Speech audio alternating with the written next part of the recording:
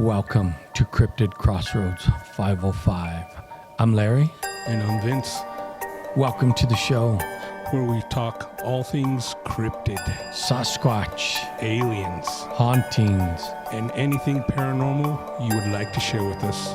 You can reach us at cryptidcrossroads505@gmail.com. So settle in, open your mind, and enjoy the show.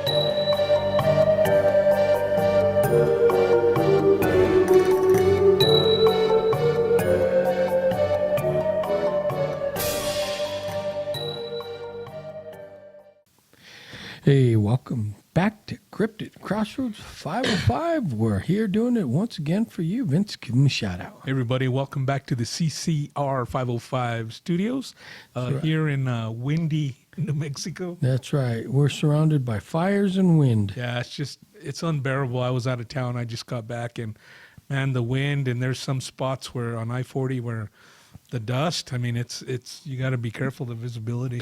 Right. And if you have allergies, oh, man, this is the wrong time of year for you. Right. Now, we were talking about the fires just off mic, and up in the Jemez, it's still burning. Right. And we're just discussing, we can't go up there for a ride to see the damage because they have everything locked off, and like Bandelier National Monument, they evacuated everyone. Right. So we don't know the actual destruction yet. So we're wondering what happened to maybe the Squatch population. Are they even there? Did they move up north into Colorado? I don't know. Yeah, no, that's a good question. I mean, we know these creatures migrate, but when there's a forest fire, of course, they're like every other animal. Right. I think as soon as they smell the smoke, and not just, I think they could distinguish the smoke from a fire in the camp and a forest fire, just like most of the other animals, and they hightail it out of there. So Right. if we start getting a lot of Squatch sightings up in Colorado, we know that they boogied. If they see his hair was burned off. He looked like he had singed hair. Yeah. But I think they leave, like you said, real early because there's a lot of smoke, even if they're not close to the flames yet. Right. I'm sure there's smoke everywhere up there because the smoke worked its way down here. Oh, yeah. So, that forest is full of smoke. So, of course, they have lungs. They're going to be like, nope, this ain't the place for us. Right. But on that note, we are going to talk about the Sasquatch topic tonight once again, because why? You know why. That's what we love to do. That's it. But before we do, we're going to give a toast to you, our faithful listeners. And tonight we're drinking monkey juice. Monkey juice. This is monkey juice. This is actually primate pheromones. That's right. So, to you, primate pheromone.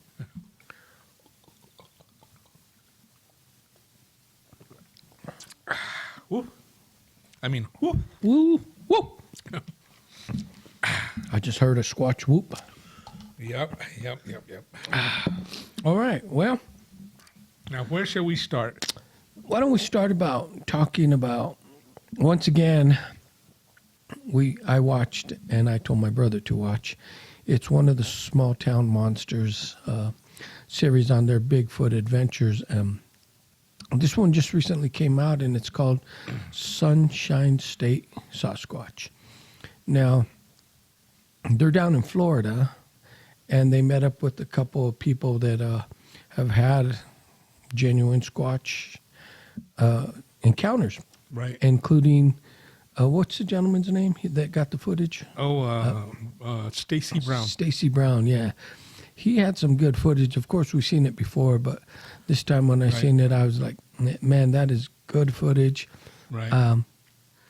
Like you said, you don't have to believe him, but he was there. Right. He had a documentary that he made on his own. Right. Because him and his dad, I can't remember his dad's name. Their last name is Brown, but they were together camping in Florida, and they caught this footage on a thermal, and it's just a few seconds. It's actually a skunk ape, right? That's what they call it. They call it down there. It's supposed to be related to the Bigfoot. Now, to me, it looks like a Bigfoot in the therm. To me, it does too. But they catch it. It was hiding behind a tree. Then it takes off, and they catch it, and you could see the telltale signs. What everyone associates with Bigfoot, at least the people who break down videos, how they bring their trailing leg up at a 90 degree as where we barely bring ours up. Now, you could see that we're watching the Patterson Gimlin film. It was on the background on our last YouTube. But anyway, same thing, right? Same thing as this thermal. Same gait. Yeah, Patty would lift her trailing leg up 90 degrees, very high, a very high step. Right. Now, I asked my brother, because I had thought about that. The other day I was walking at the park because I have what doctors call a bit of a weight problem. or here in New Mexico, what they call gordito. He was just at the park checking out the older ladies. The soccer moms. The soccer But moms. anyway, I was walking around on the sidewalk, and sometimes the sidewalk settles a little bit on one side, and one side was up maybe an inch, and I almost tripped over it. And that made me think, us as humans, we lift our feet up just as high as we have to, where these creatures lift them up very high. They do. Now, I asked him, is that something genetic in the way they're built, or is that something learned, a habit, because they're walking in the forest terrain, Right. the mountains? A lot of high grass, a lot of rocky terrain. My thought is it's a learned trait, but then after, it's like humans, it's a learned trait, but after several generations and it just becomes genetically part of you. Right. Because it's proven that some traits that people do pass on to their children and their children's children. For instance, like some habits a person has, it's crazy how it happens, but if you have a certain habit or a certain walk, you'll see your children, your grandchildren, and they'll walk. And I'm going to give a good example. My dad, God bless his soul, he walked a certain way. Now, when my son Jimmy was born, from behind, he walked just like my dad. Yeah. So you could see how those traits are passed down. Was he taught to walk like my dad? No, it was genetic. Right. But you said after a while of doing something, it just becomes like imprinted. Right, it's imprinted in your DNA. Example, we were both in the Navy, Navy boot camp. The Marines would give us a hard time because they said we march like penguins. I'm sure you've heard that because of the way we swing our arms. Right, our arms. And now just now we've been out, 30 years? Easy? Yep. Now, walking down the street or wherever, I catch myself sometimes swinging my arms. like a penguin. Well, just like we used to march, No, I get it. But it's just traits instilled. But anyway, on this, I don't want to say it's a documentary. It's just a film about them Sasquatching. Would you call it a documentary? Well, it's kind of set up like a documentary because they got someone following them around with cameras. And what they're doing is they're looking for more evidence. Right. Stacy Brown, he's in there. He's not the main, he kind of is the main guy, but he's not the one doing the documentary this time. Right. It's Small Town Monsters, where the other one he did on his own, right? Right. So yeah. they got their own camera crew, but they're going in looking for evidence, kind of like Expedition Bigfoot or Finding Bigfoot. They heard a couple of tree knocks and some other stuff. There was even an orb, but they didn't catch it on film. I did like that they did recognize that, it wasn't searching for Bigfoot. That was a Squatch. They did say, we got armadillo, we got deer, we got different creatures out here.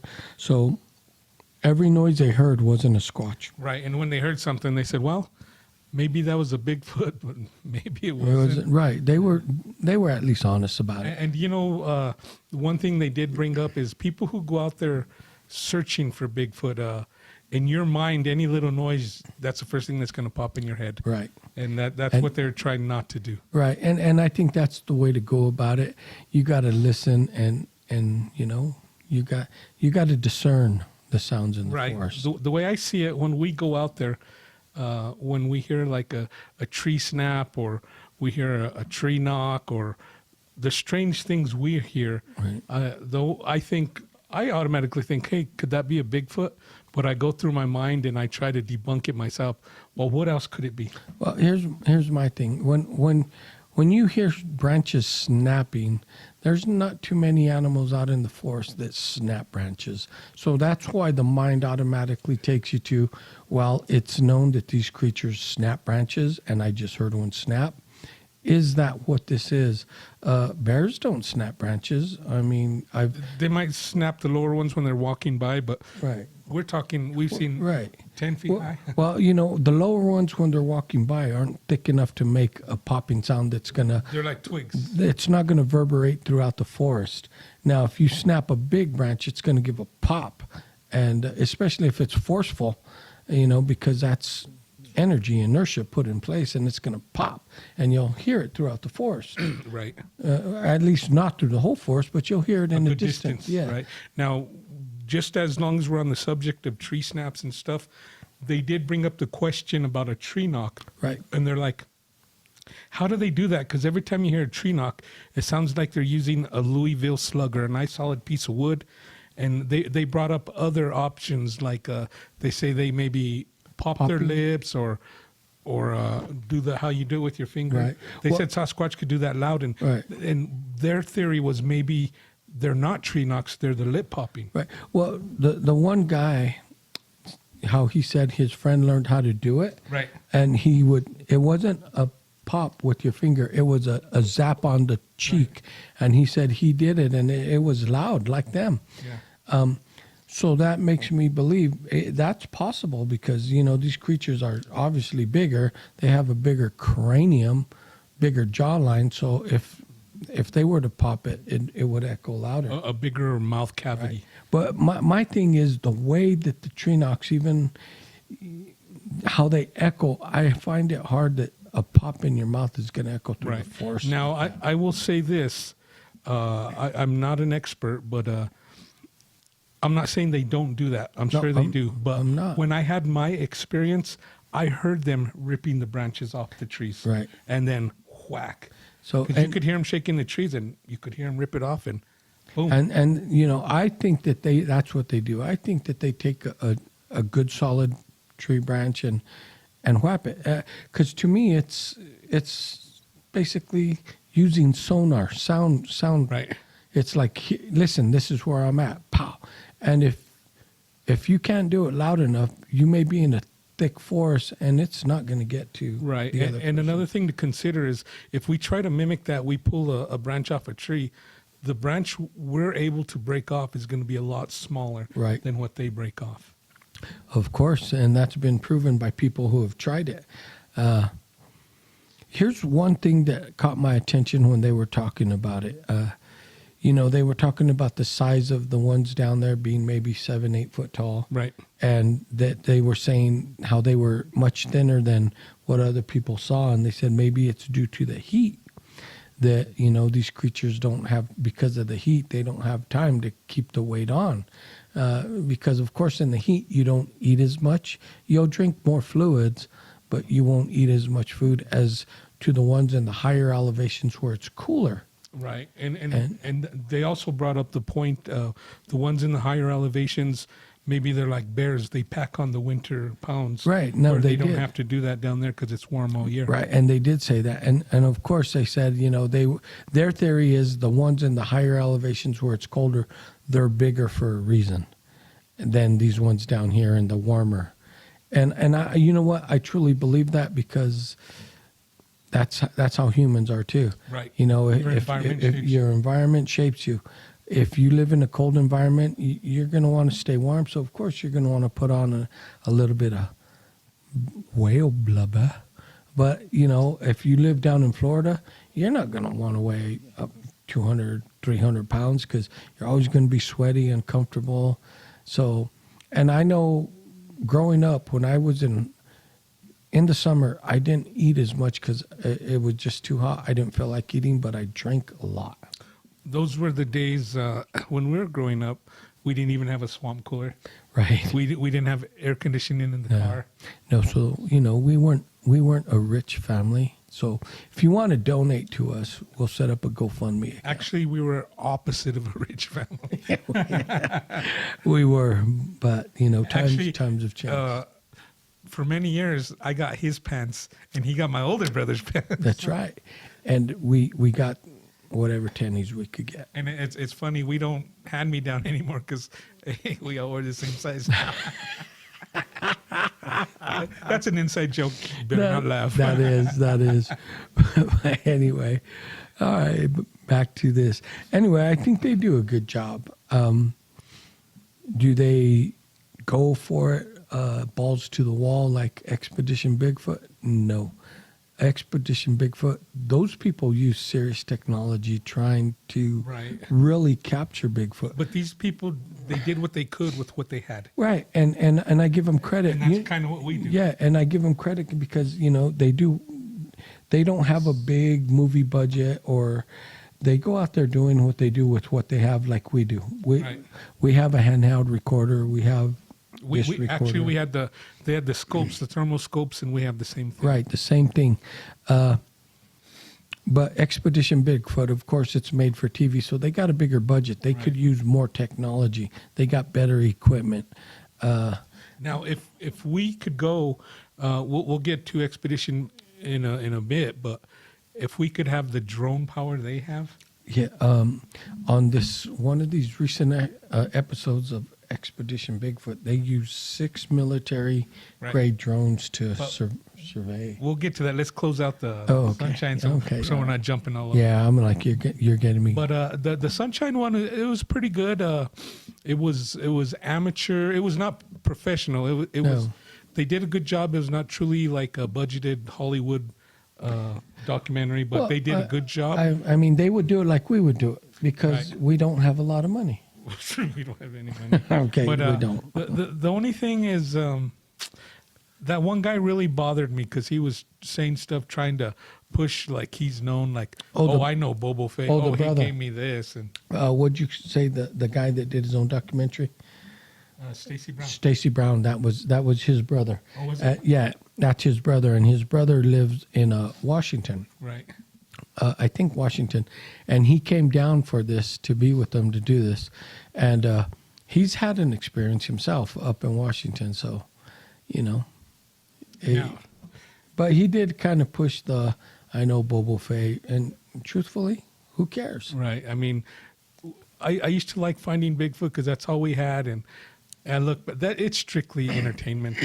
It is. So on that note, I'm not trying to hound on the guy, but he was pushing his own agenda. But Right. do you know Harry and the Hendersons? Right. You'll impress me then. Right. I know that guy from Boggy Creek. That's right. Anyway, let's move on to Expedition Bigfoot. Expedition, that's one of our favorite shows. That's actually our new favorite show. It is. They're into season 3 and they're winding it up because I think there's maybe 1 or 2 episodes left.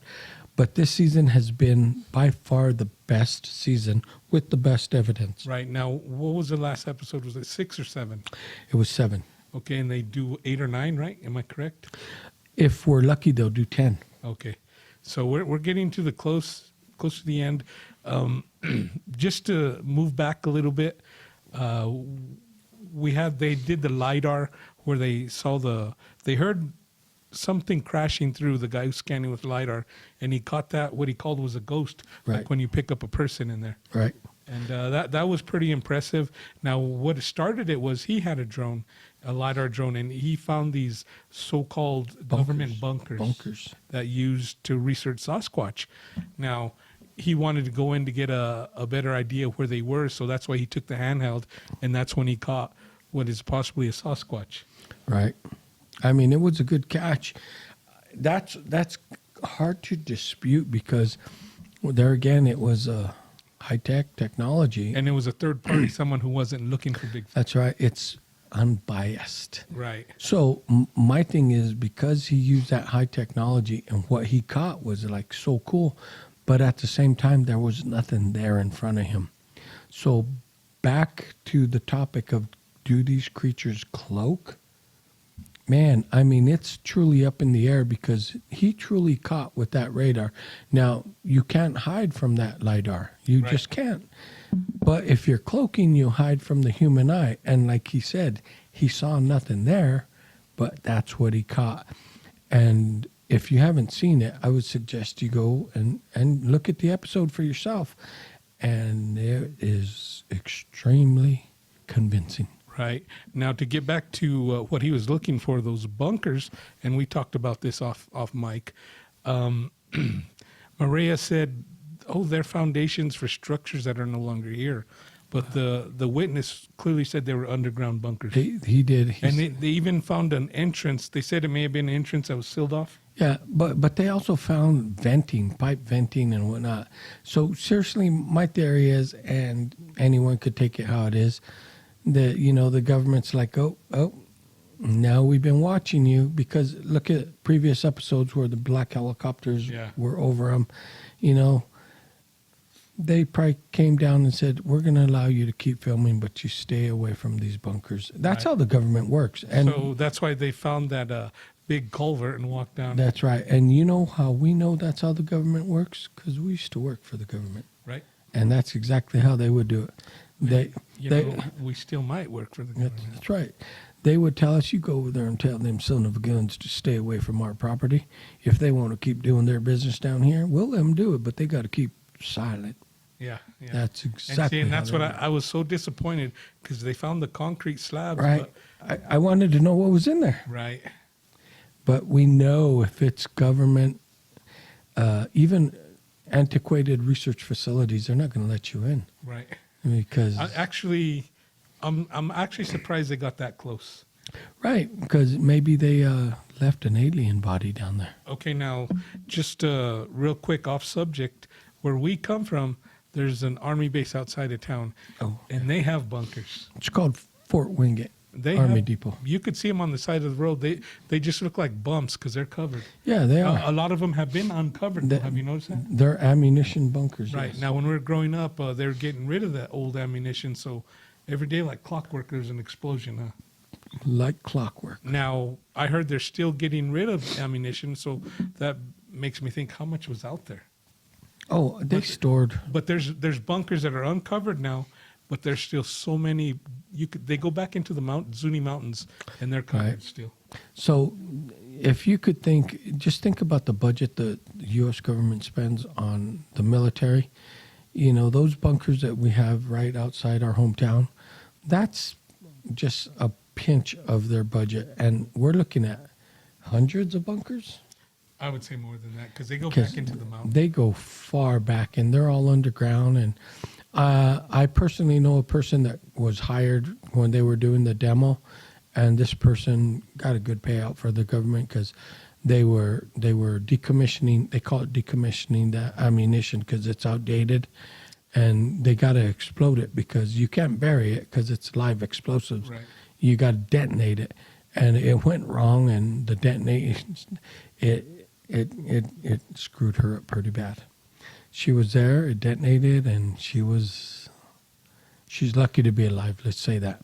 But they paid her out well, and she did what she did. But there's tons of that ammunition still there because when those bunkers were built during World War II and even after during the Cold War, America arms ourselves to the teeth. You all know that.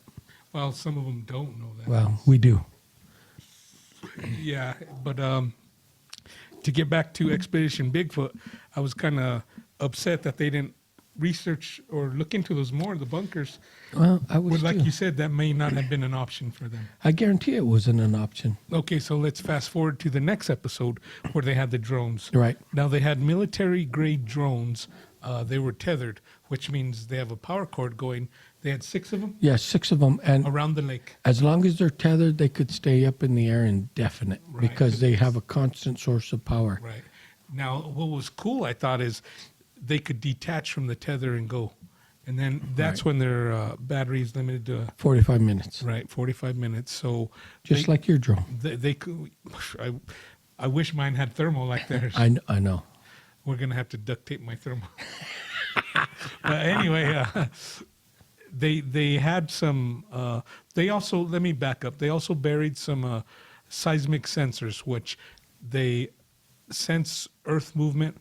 Anything over 300 pounds, like something big walking by, they sense that. Right. So they had some triggered, and then some of the researchers, they heard noises, so they sent a drone over there, and they got a pretty good thermal hit. I thought was a good thermal hit. It was a really good thermal hit. And when I saw that, my brother hadn't seen it, and I said, "You got to watch this episode. I'm not going to give it away." But that thermal hit, it was something big, over 300 pounds, because it set off the sensors, and it was moving through the forest, and it was moving fast. It was moving toward Maria.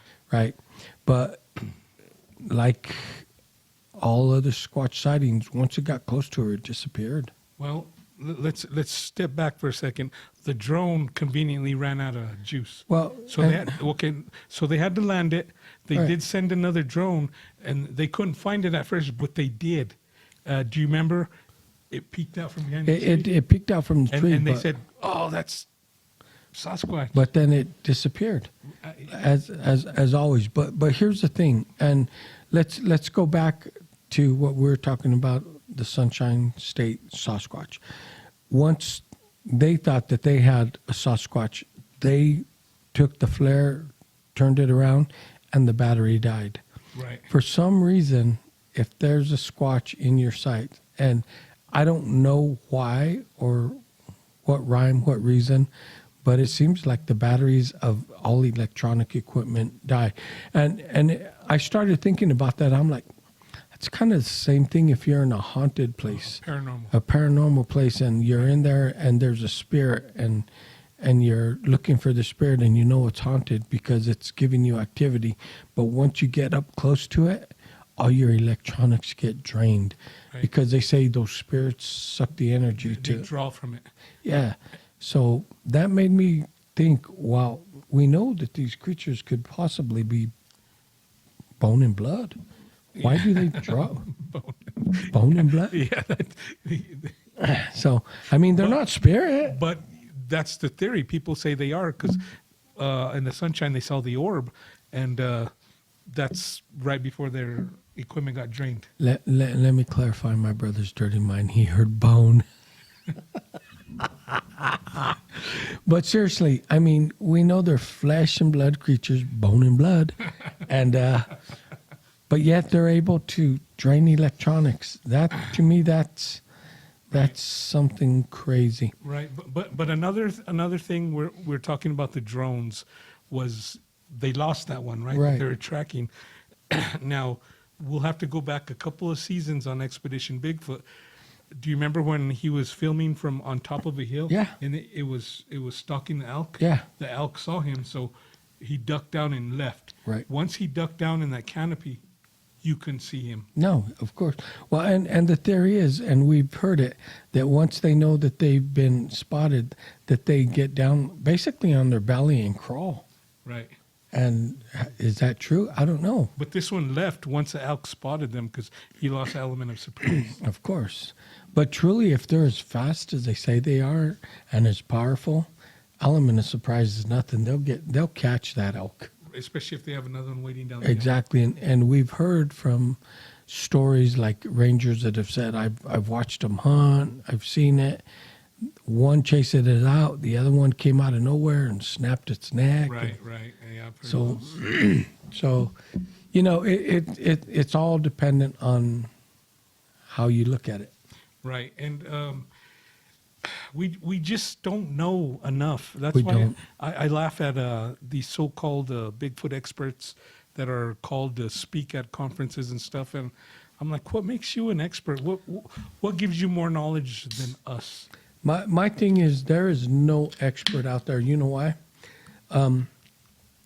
Jane Goodall, she's an expert in primate 'Cause she behavior lived with them. because she lived with them. She lived among them. She was one of them. So therefore, she's an expert. She could tell you their behaviors, what they eat, where they poop, how they do, when they wake up, when they go to bed, because she became one of them. Right. And they even learned about their hunting techniques that no one knew about. That's right. Other than that, if you have not done what Jane Goodall has done with You're not an expert. you're not an expert. You're like me and my brother. You All theorize. theory, yeah. It's all theory because we don't know. It's theory, but that's what I say. What makes them an expert? Because we've had as much, if not more, activity than a lot of people. Right. A lot of these. Than so-called your experts. average squatcher. Right. But it might be due to we kind of smell like squatches. Wait, should we shower more than twice a year? I use that Dr. Squatch soap. Oh, that's what it is. Okay. Hey, and if you heard that, that's a free plug. Send us some soap. That's right. That's right. Onda. We need it. No, it was a tuk lunda lana. Okay, now real quick, jump into the next episode, the final one. Not the final, but the latest. Right. They left the area they're in because it kind of went cold. It did. And they attributed that to the Sasquatch being, I guess, following the game or whatever. Right. Nomadic, I don't know, whatever you want to call it, just like most animals do. So they had a couple of days with no activity. So they got a tip about another property. Was it in Washington? Washington. Or Northern California? It was Northern California. And they said they're going back to basically where it all started. Right, where it all started, where the loggers found the first footprint. And that would be like Bluff Creek, that Right, area. but they are going back there because there's a piece of land that the government acquired, and they had people talk about it. Loggers, where the government would go pull their permits and take their land Right. because of what they found. Now on this one, they were going to go log it, but they found nests. They call them Bigfoot nests because they were huge, like they found in the first episode. Yeah, yeah. So the government took that land. Well, the story was, it was some person who didn't want to be identified. He came anonymously. He was a logger. Yeah, and he said, I'm a logger, and let me tell you a story that happened to me. We were in there, and we went to, they send scouts like anywhere else to mark the territory. We're going to cut these trees here, and there. And you got to survey the terrain Yeah. if you're going to take those equipment. Yeah, so when they were out there surveying and marking the territory and which trees were going to get cut down, they came across some, he said they were nests that were like 8 feet long and 5 feet wide. And he said you could clearly tell they were like bedding nests. He said the story, someone leaked it to whoever, it got to the government. He said, and within a short period of time, the government came and said, we're pulling your permit, and they bought the land. He said the government's taking the land back. That statement there led me to believe that the government does know these creatures exist, and they do want to set up like a habitat for them. Kind of like what do they set up for the animals in Africa? What do they call that? Like Y'all know what we're talking about.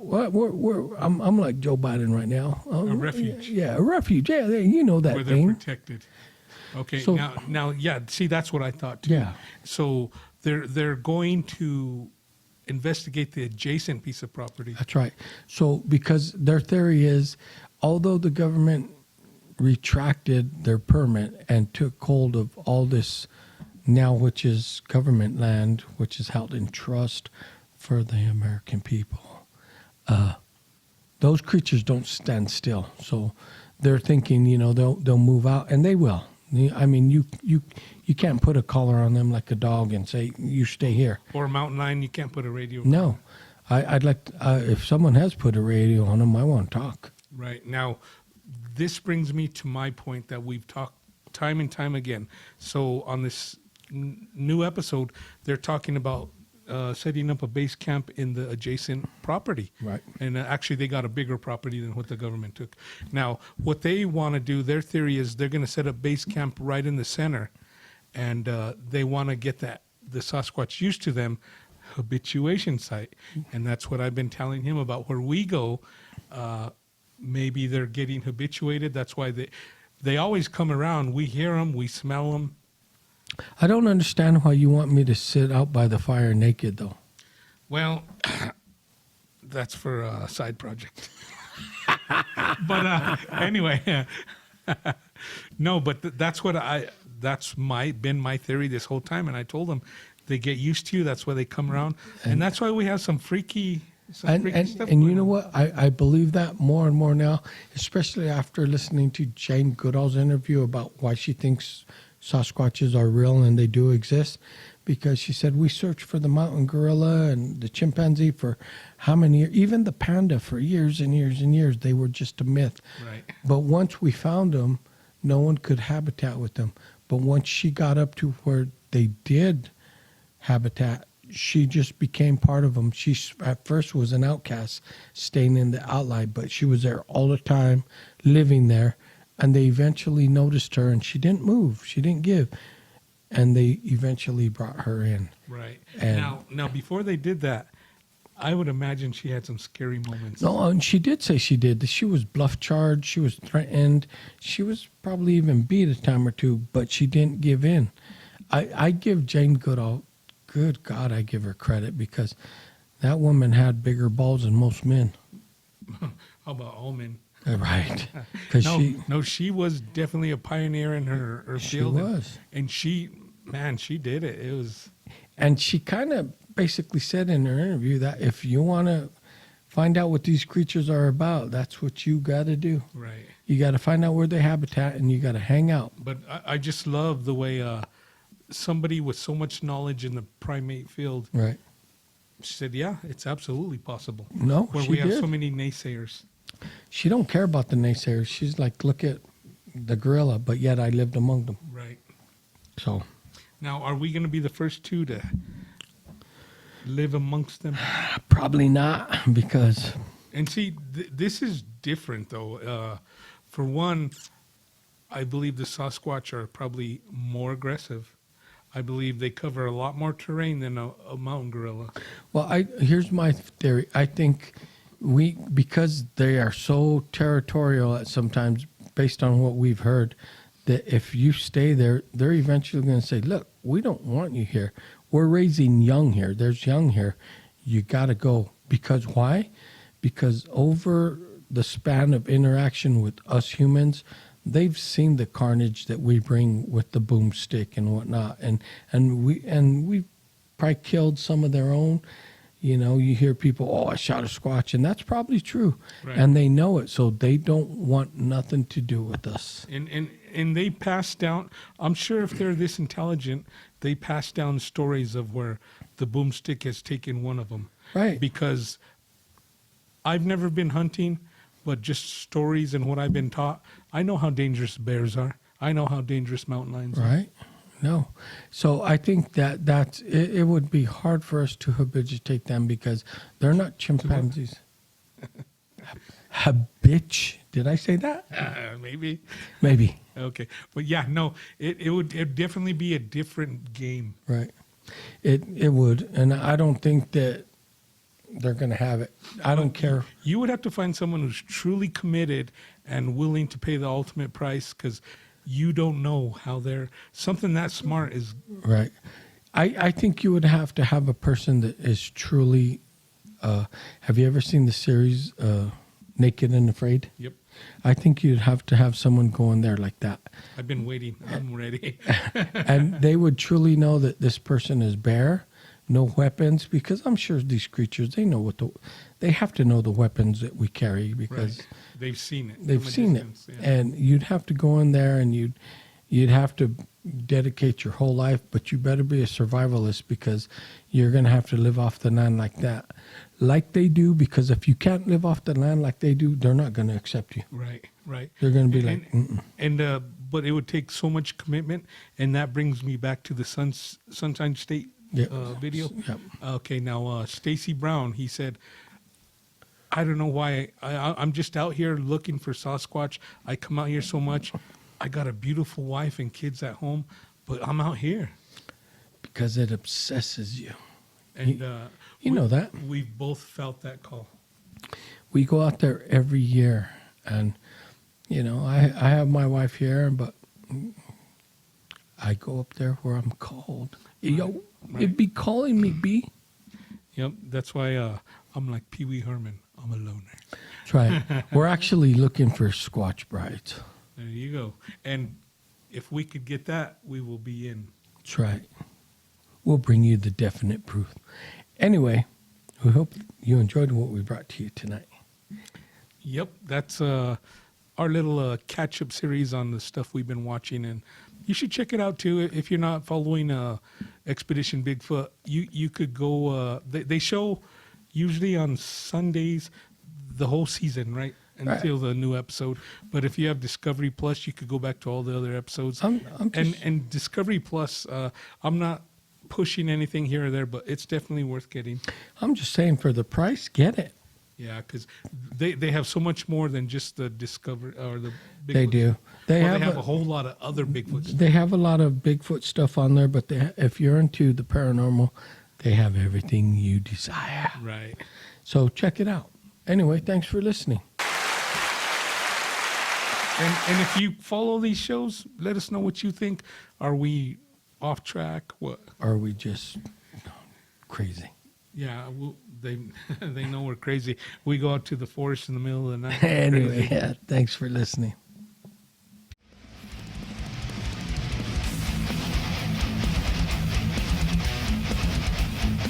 Hey, thanks for watching. We hope all you YouTubers enjoyed the show. That's right.